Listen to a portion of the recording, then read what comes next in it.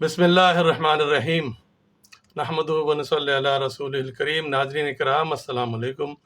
میں ڈاکٹر محمد طاہر قریشی اپنے ادارے اردو نصاب ساز کی طرف سے آج ایک اور ویڈیو کے ساتھ آپ کی خدمت میں حاضر ہوں۔